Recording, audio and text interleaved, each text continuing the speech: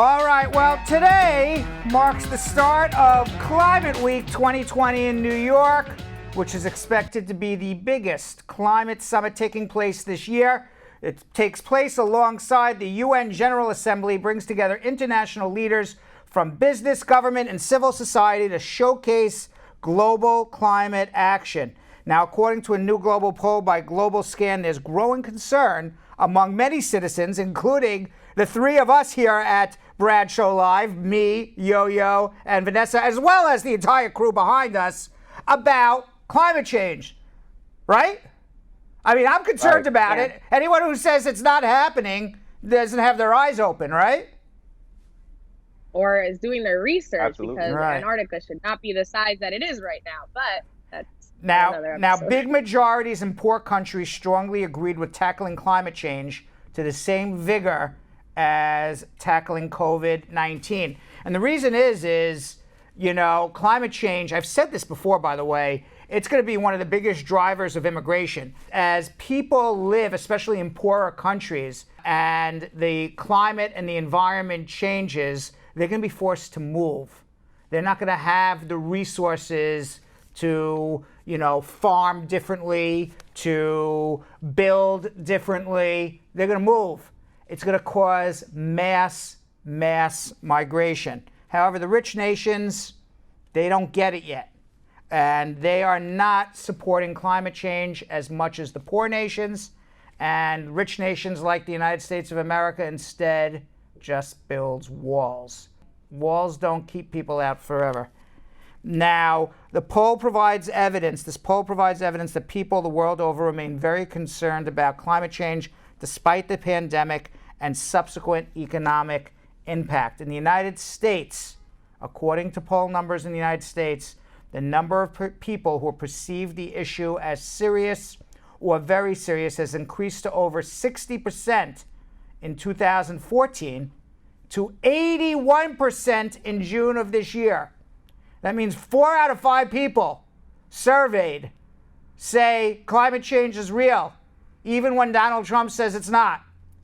Now, last year, teenager and Swedish environmental activist Greta Thunberg spoke at the global climate strike in New York City on September 20th, which was 366 days ago. And we were there, and let's just watch a clip quickly. This is an emergency. Our house is on fire.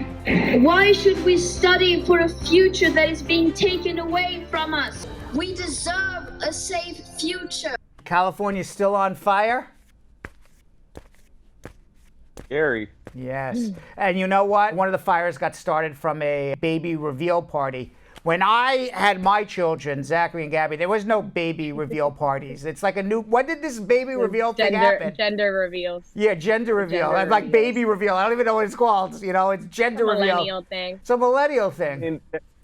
Right, it definitely is. There also wasn't social media back then as well. Right. So, you know, with gender reveals, even when I was growing up, we didn't have gender reveals like this. But now it's the reason why something like this happens is because everybody's trying to one-up the gender reveals. You know what I mean? And, so it's like, you know, everybody wants to be viral. Everybody wants to go viral. So, you know. The guy out west, he outdid everybody. He set the entire country on fire with his gender reveal because he did the pyrotechnics, which set off the original fire, which is now why California, Portland, and Washington are on fire. My niece had a gender reveal this weekend. Luckily, there was no fire involved whatsoever. She baked a cake and then cut the cake, and it was either pink or blue. I mean, that seems very normal. No one's getting hurt. Right. No one's getting hurt. She didn't, you know, we were out in Long Island, and I made a joke. I said, are you going to be setting all of Long Island on fire? There's millions of people who live here. Please be careful how you're going to be revealing the gender of this child. And she just brought out a cake. So unless she burnt the cake, nothing was going up in flames. Your niece ain't going viral for that. We've seen that so many times. The cake that's we've the reason seen. Why everybody. Well, that's what she. what was Yeah, your- she's very low key. What girl? I want to know. Is It was a pink cake. It was a pink cake. It was a pink cake. Thank you. Pink cake. Yes. I want to know. What do you think you would do if you wanted to do a gender reveal, like a wild one? What idea would you have? What would I do? I would be jumping out of a plane. And like they have like the smoke. That would be like they have like the smoke follow you. And and it would either be pink smoke or blue smoke. And everybody will be on the beach looking up going, is that pink or blue? I can't tell. Or is that guy on fire? Your parachute could be the color of the... Yeah, or the parachute would be, right. Yeah, that'd be pretty cool. Now you go viral for that. Yes, especially when expecting father breaks both legs, landing with pink parachute and baby reveal gone wrong. That's probably what would happen to me. Like, Uncle Brad, what happened to you? Have you thought about it? You're not pregnant, obviously, Vanessa, but you would do a baby reveal party. I'm a girl, of course. Right? Have you thought about what your baby... Do you think about what your baby reveal party would be? Yeah. I mean, now that we're in these COVID times, it's just like funny to even think that moving forward, these things will still be a thing. But I don't know if it would be a huge event, but I am about just like the color powder kind of thing, or we'd come up with something cool. I don't know. I'd get creative. Now, if people are jumping out of planes with pink and blue parachutes, you heard it here first. There you go. Meanwhile, over the weekend, did you see RBG, the notorious RBG, passed away at age 87. Ruth Bader Ginsburg, she was the first Jewish woman on the United States Supreme Court. She died Friday night as millions of American Jews were getting ready to celebrate the New Year. Which is interesting about the New Year and Rosh Hashanah is you get subscribed in the Book of Life by God. And God apparently is walking around with a book and decides who lives and who dies. And she died on the last year before she had to go back to God, I guess, if you went to synagogue and asked to see if you're going to be in the Book of Life, which is a little eerie, isn't that? Now, she was known, to die right on the eve of Rosh Hashanah when you go back and ask, am I going to live or die? Now, she was known as the nation's preeminent litigator, for those who don't know, on women's rights. The number one attorney for women's rights, most people believe, preeminent litigator for women's rights in the United States of America. She was also she was nominated by Bill Clinton and more recently led the liberal bloc on the Supreme Court. She had a movie made of her, both a documentary and a major motion picture recently. Her most famous dissent on the Supreme Court after she criticized Justice John Roberts' 5-4 ruling that struck down a key section of the Voting Rights Act in 2013, which freed many southern states from having to clear voting changes with the federal government. Ginsburg wrote, and why was that important was because all of these rules went into effect after the Voting Rights Act in the 1960s, because southern states were putting a lot of roadblocks into preventing blacks and poor people from voting.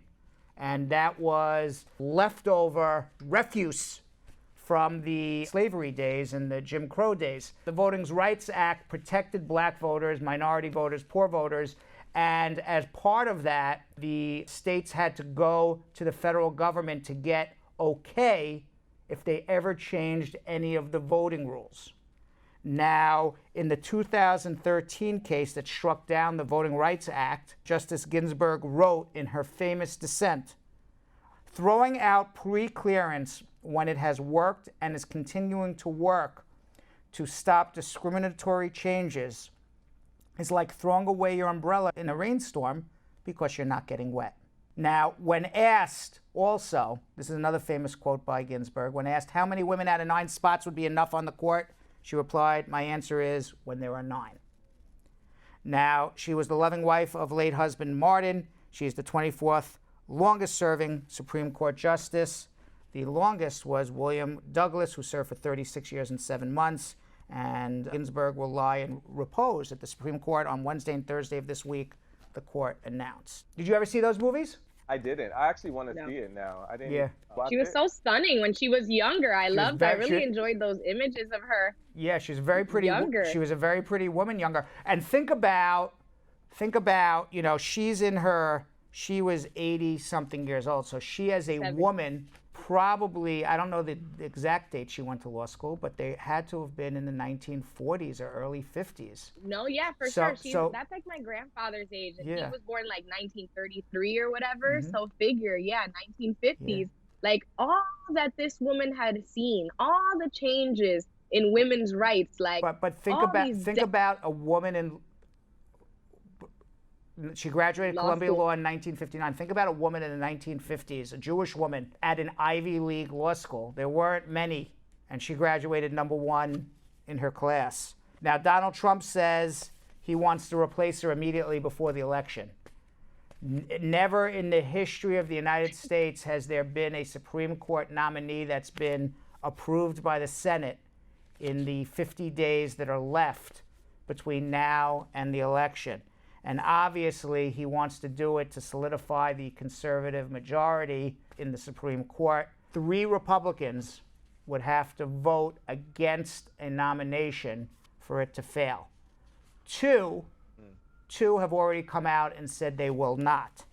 Now, there are others, okay? There are others who may not.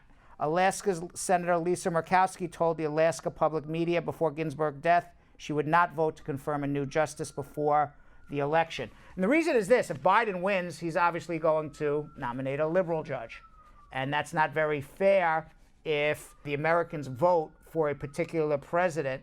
And as part of that vote for a particular president, what Americans are saying is, I want that president to nominate the next Supreme Court justice. And for Donald Trump to say, I'm going to jam down a nomination before the election is basically taking the will of the people away. Last time this happened was in 2016. Barack Obama had nominated Merrick Garland to the Supreme Court. He was a liberal. This was about 9 months before the election, and the same head of the Senate, Mitch McConnell, said it's too late for Obama to nominate anybody. Let the American people decide. Yet, in this particular instance, 50 days before, they don't remember any of this. They say it's different.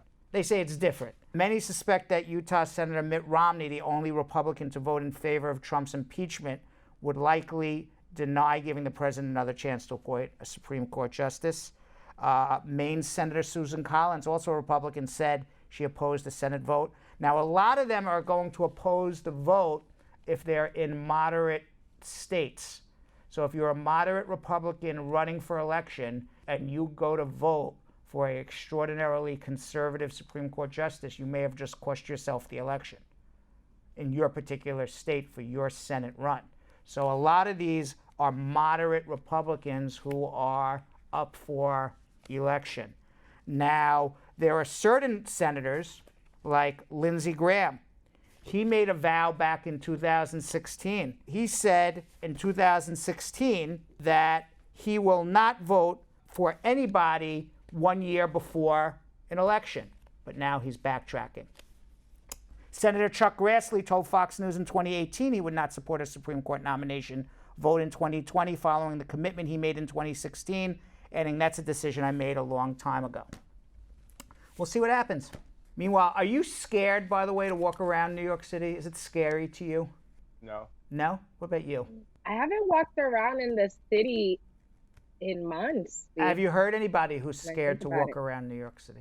Yeah, absolutely.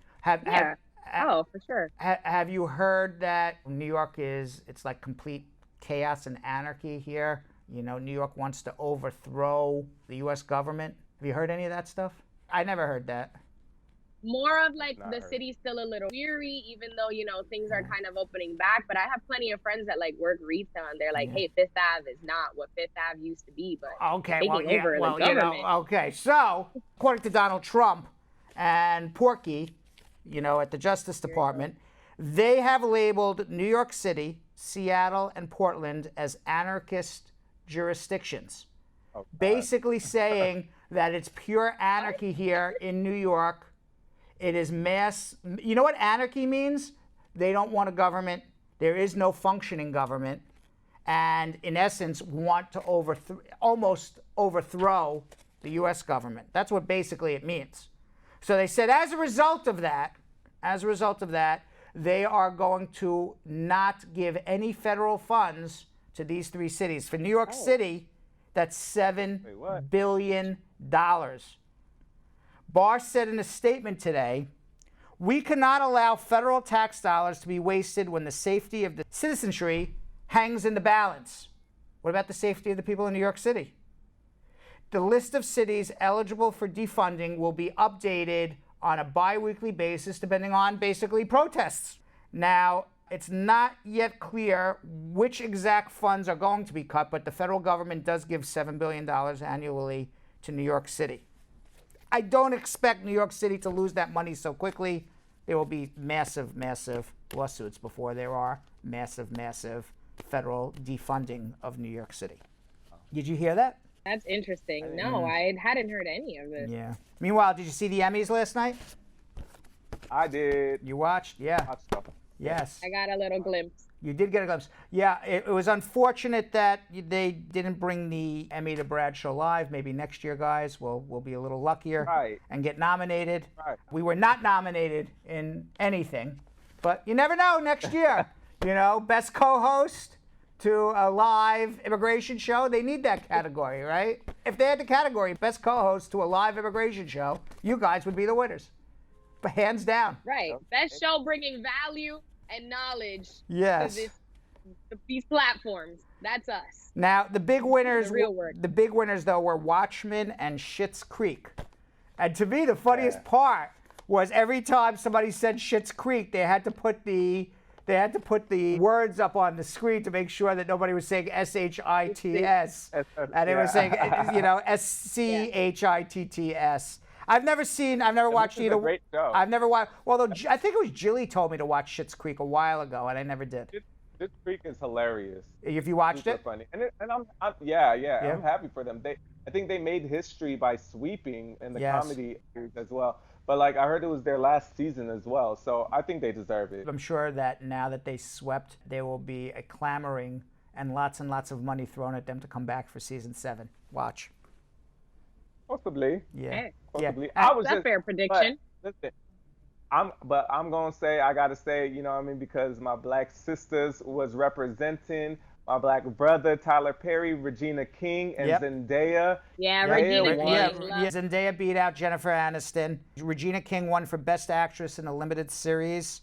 And Tyler Perry accepted the Governor's Award for his achievements in television and his commitment to offering opportunities to marginalized communities through the Perry Foundation programs. His speech was awesome. Yeah. By the way, Yahya Abdul Mateen, did you see? Yes. Right? He won as Outstanding Supporting Actor in a Limited Series in Watchmen, and he devoted his win to the black women in his life. And Zendaya made history as well as being what the was youngest. her history? Oh, she was the youngest? I was just gonna say. Youngest ever or youngest black woman? No, youngest ever to youngest win ever. That, wow. Winner Best Lead Actress in a Drama at just 24 for Euphoria. All your favorite animal stories that you've missed. A Malaysian man, he went bananas, this Malaysian man. He went bananas after discovering that his lost phone contained selfies and footage apparently shot by a monkey. He uploaded the wild video to Twitter where it amassed more than 309,000 views. The phone's owner captioned the clip, "Something you might see once in a century." The Twitter pics show the primate staring down at the device while surrounded by jungle foliage in a shot that looks uncannily like a selfie. So this monkey apparently stole the guy's phone and started taking selfies. Hilarious. Is that hilarious? That's The BBC reported that. The BBC reported he's giving like model face too. Yes, yeah, he's giving like lookaways. How did he know to do this? The BBC The report. social dilemma. Yeah, the BBC reported that the monkey business allegedly occurred Saturday after the 20-year-old computer science student woke up at 11 a.m. to discover that the monkey swiped his phone. Now, upon dialing the device, he heard it ringing nearby and discovered the dirty phone on some leaves underneath a tree. His uncle reportedly joked that the phone might contain evidence of the thief before they discovered the phone was full of photos of monkey photos. That's crazy. Is that crazy? That's hilarious. That's hilarious. Yeah, that's awesome. That's Monkeys they are were like great pics. They're smart monkeys. They're so smart. Yeah, and all these monkeys, you know, I was down in Costa Rica. There's a lot of monkeys in Costa Rica. They swipe everything, those little monkeys. They're like tiny little thieves. Like you leave anything around, they grab it and run. And they're tiny, and they go push it back, and you know, before you know it, they're done. And I remember even the people in the hotel in Costa Rica said, "Don't leave anything around. The monkeys are going to take them." Wow. Yeah, they steal everything, those monkeys. Meanwhile, a young goat named Shawarma, the goat, has left the internet weepy after a human family from the Philippines helped the kid reunite with its herd in the countryside. A video depicting Shawarma's reunion was initially posted on Reddit and earned some 120,000 upvotes of approval. The rescuer, Ken Arceo, later created a compilation of their 24 hours with Shawarma before he was returned to his mother. After being shared on Twitter by viral video purveyor and former NBA player Rex Chapman, the touching story was helped to another big boost of 2.4 million views. Meet Shawarma, a lost kid we found trapped in a pit and reunited with his herd after 24 hours. Knowing the defenseless creature may be in danger if left on its own, Arceo and his family brought the kid home to keep warm and attempt feeding it.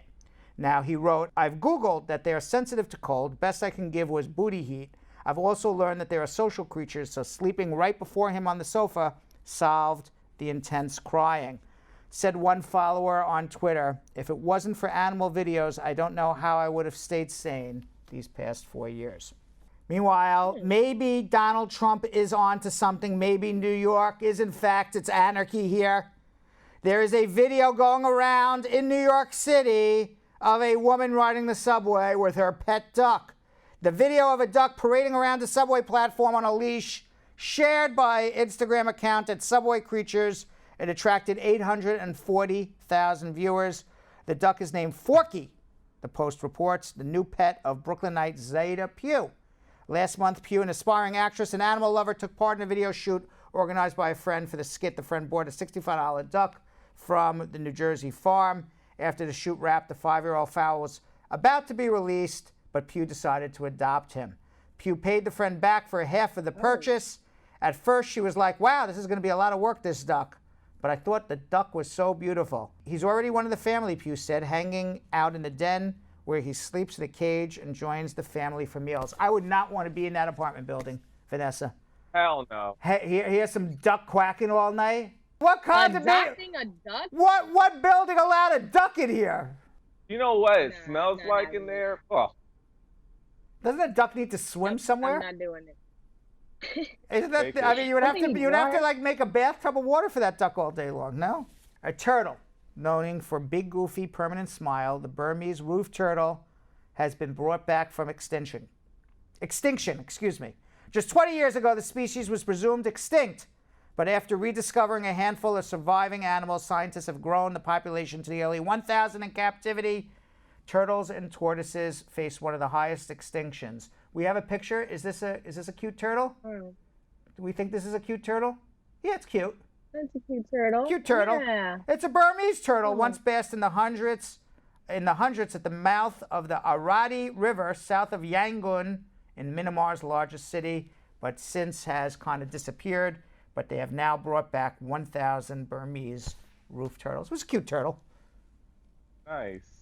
That's the only pet I ever really had in my life was a turtle. Really? The only pet I had. I never asked you, Vanessa, what is your favorite animal? I love horses. Really? Yeah. What about a mini horse? And dogs. What about a mini horse? You want like a big horse or like one of those tiny little horses that look like a dog? Oh no, I have like horses in the Dominican Republic. Yeah? I grew up my sisters are professional equestrians. You ride too? So. You ride too? Yeah, I ride. Oh wow. Yeah. Look at this. I ride horses. You ride horses too? Yeah, I love riding horses. Yeah. Yeah, I used to be a camp counselor. Let me hear you yell, "Giddy up!" Giddy up! I say yeah. Giddy up! Come on! I say yeah. I say yeah. Yeah, you don't say giddy up. And kick your legs. Don't. Your heels. Right, the heels. You don't hit the horse to move him. You have to. I can gallop and everything. Right, you have to hit the horse to make him move. Come on. No, don't you? Yeah, for sure. Especially those Dominican horses. It's hot. They don't move, right? Oh yeah. They're on siesta, the Dominican horses.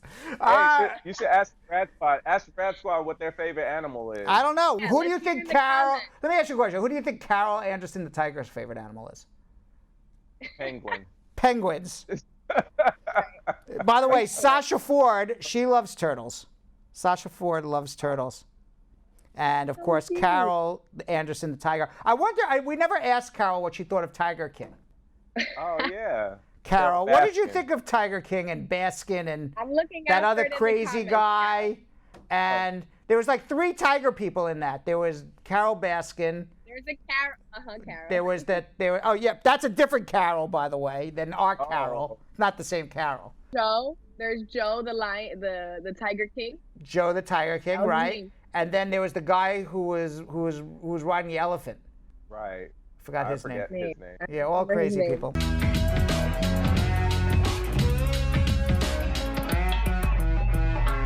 Thanks for watching. For more Brad Show Live, like and subscribe to our YouTube channel.